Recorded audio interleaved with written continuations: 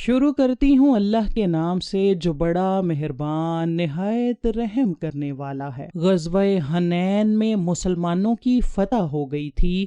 رسول اللہ صلی اللہ علیہ وسلم اپنی صحابہ کے ساتھ بیٹھ کر جنگ کے بارے میں بات چیت کر رہے تھے۔ ایک صحابی نبی اکرم کے پاس آ کر عرض کرنے لگا کہ یا رسول اللہ، جن لوگوں کو ہم نے قید کیا ہے ان میں سے ایک عورت ہے جو کہتی ہے کہ میں رسول اللہ کی بہن ہوں۔ نبی اکرم کا کوئی بہن بھائی نہیں تھا، اس لیے وہاں سب لوگ یہ بات سن کر بہت ہی حیران ہوئے۔ نبی اکرم کے کہنے پر اس عورت کو خیمہ میں لایا گیا۔ جب وہ عورت خیمے میں داخل ہوئی تو وہ عورت نبی اکرم کو پیار بھرے انداز میں دیکھنے لگی۔ فتح مکہ تک جزیرہ عرب میں تقریباً تمام قبیلے مسلمان ہو گئے تھے، سوائے قبیلہ بنو حوازم اور بنو سکیس نے اسلام قبول نہیں کیا تھا۔ جب ان کو پتا چلا کہ نبی اکرم نے مکہ بھی فتح کر لیا ہے، کہ عرب کا سب سے بڑا قبیلہ قریش ان سے شکست کھا گئے ہیں، تو قبیلہ حوازن اور سکیس کے سرداروں نے حنین نامی مقام پر اپنی فوج لے کر جمع ہو گئے تھے۔ انہوں نے نبی اکرم کے اس مشن کو روکنے کی کوشش کرنے میں جنگ کا اعلان کر دیا۔ یہ شوال 8 ہجری کے سال 630 ہجری کا زمانہ تھا۔ جب نبی اکرم کو اس قبیلوں کے بارے میں خبر ہوئی تو نبی اکرم 10,000 صحابہ کرام مکہ سے اور 2,000 مسلمانوں کو ساتھ لے کر حوازن سے جنگ کرنے کے لیے تیار ہو کر خود ہی اپنی فوج کے سپہ سالار تھے۔ یہاں اسلام کو مکمل فتح ہوئی۔ مشرکین کے 70 کے قریب سپاہی قتل ہو گئے۔ 6,000 مشرکین کو گرفتار کر لیا گیا۔ ان کے 24,000 اونٹ اور 40,000 بکریاں مسلمانوں کے قبضے میں آ گئی تھیں۔ ان میں سے ایک ایسی خاتون بھی تھی۔ روایتوں کے مطابق جب صحابہ کرام کا ایک دستہ ان کو گرفتار کر کے پہنچا تو انہوں نے کہا کہ کیا تم مجھے قیدی بناؤ گے؟ میں تمہارے سپہ سالار اور اللہ تعالیٰ کے نبی صلی اللہ علیہ وسلم کی بہن ہوں۔ اس کی بات کو سن کر صحابہ کرام حیران ہوئے۔ انہوں نے اس عورت کو نبی اکرم کی خدمت میں پیش کیا۔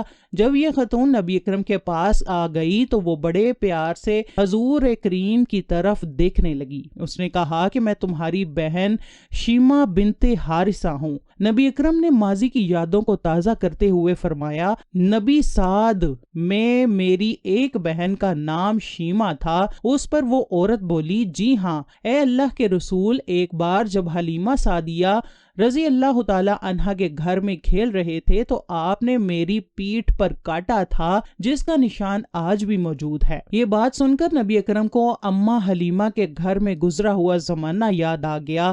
یہ وہی شیمہ تھی جو نبی اکرم کو ہر وقت گود میں لے کر پھرتی تھی۔ آپ صلی اللہ علیہ وسلم اپنی بہن کی سنائی ہوئی لوریاں اور سب پیار بھری باتوں کو یاد کرنے لگے۔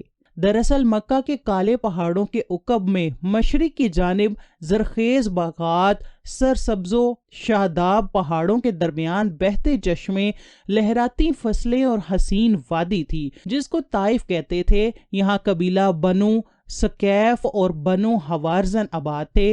یہ لوگ کی زبان خالص عربی تھی، چنانچہ ان قبیلوں کے لوگوں نے اپنے بچوں کو ان قبیلوں کی عورتوں کے حوالے اپنے بچے کر دیا کرتے تھے تاکہ بچے کھلی آب و ہوا اور خالص ماحول میں پرورش پا سکیں اور خالص عربی سیکھیں۔ لہٰذا نبی اکرم کو بھی پیدائش کے بعد دائی حلیمہ کے حوالے کر دیا گیا تھا جو اسی علاقے کی خاتون تھی۔ آپ صلی اللہ علیہ وسلم کا بچپن انہی وادیوں میں بسر ہوا تھا۔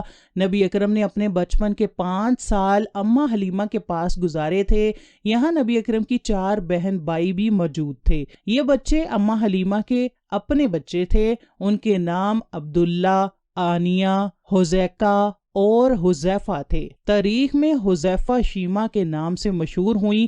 سیرت ابن ہشام میں لکھا ہے کہ شیمہ بچپن میں ہر وقت نبی اکرم کو گود میں لے کر گھومتی پھرتی اور لوریاں دے کر سلایا کرتی تھی۔ وہی لوری دیتی تھی جس کا ترجمہ کچھ یوں ہے، اے ہمارے رب، ہمارے لیے محمد کو باقی رکھنا تاکہ میں ان کو سردار کے روپ میں دیکھ سکوں، اور اے اللہ ان کے دشمنوں اور حادثوں کو ذلیل و رسوا کرنا اور محمد کو دائمی عزت عطا فرمانا۔ حضرت شیمہ نبی اکرم کو اپنی گود میں لیے یہ لوریاں سنایا کرتی تھیں اور گھومتی پھرتی تھیں کہ اے میرے رب، میرے بھائی محمد کو ہمیشہ ہی سلامت رکھنا۔ آج یہ بچوں کا سردار ہے، کل ہو جوانوں کا بھی سردار ہوگا۔ شام کے وقت جب عورتیں کھانا پکانے میں مصروف ہوتی تھیں تو بہنیں اپنے اپنے بھائیوں کو اٹھا کر باہر لے جایا کرتی تھی۔ ہر بہن اپنے بھائی کو یہ تصور کرتی تھی کہ اس زمانے میں سب سے پیارا میرا بھائی ہے۔ ہر کوئی یہ کہہ رہی ہوتی تھی کہ میرے بھائی سے پیارا کوئی نہیں ہے۔ اتنے میں حضرت شیمہ اپنے بھائی محمد کو اٹھا کر لاتی تھی اور دور سے کہتی تھی کہ میرا بھائی بھی آ گیا ہے،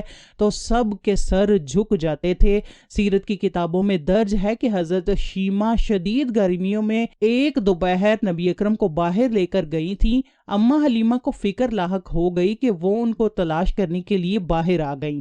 انہوں نے دیکھا کہ ان کی بیٹی شیمہ نبی اکرم کو گود میں لیے یہ شعر پڑھ رہی ہے کہ یہ میرا وہ بھائی ہے جو میری ماں سے پیدا نہیں ہوا ہے، لیکن میں ان پر اپنے ماموں اور چچا فدا کرتی ہوں۔ حضرت حلیمہ نے فرمایا، اے شیمہ، ان کو اتنی گرمی میں لے کر کیوں آ گئی ہو؟ شیمہ نے عرض کیا کہ امی جان، بھائی جان کو گرمی نہیں لگ رہی ہے کیونکہ دھوپ کی بچنے کے لیے اللہ تعالیٰ کے حکم سے ان پر ایک بادل سایہ کرتا رہتا ہے۔ جب یہ چلتے ہیں تو وہ بادل میں چل پڑتا ہے، جب یہ رکتے ہیں تو وہ بادل بھی رک جاتا ہے۔ سبحان اللہ۔ اس طرح وقت گزرتا گیا، حضرت شیمہ جوان ہو گئی، ان کی شادی بنو سکیم میں کر دی گئی۔ 5 سالوں کے بعد نبی اکرم مکہ میں چلے گئے۔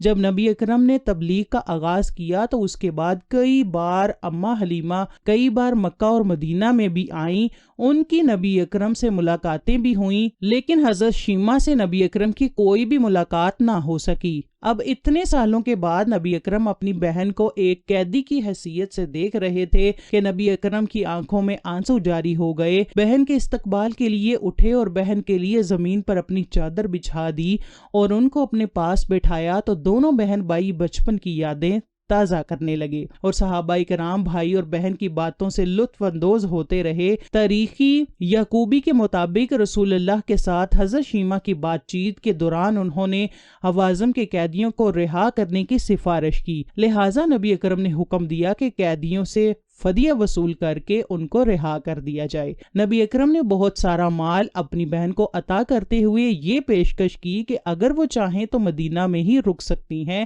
انہوں نے لیکن واپس اپنے قبیلے میں جانے کی خواہش ظاہر کی، لہٰذا ان کو نہایت عزت کے ساتھ ان کے گھر میں روانہ کر دیا گیا۔ قیدیوں کی رہائی کے بعد کچھ صحابی نبی اکرم کی خدمت میں حاضر ہوئے تو نبی اکرم نے فرمایا کہ میں جب بھی کوئی قید رہا کرتا ہوں تو میں آپ سب سے مشورہ کرتا ہوں، لیکن آج میں نے ایسا نہیں کیا اور قیدیوں کو رہا کر دیا ہے۔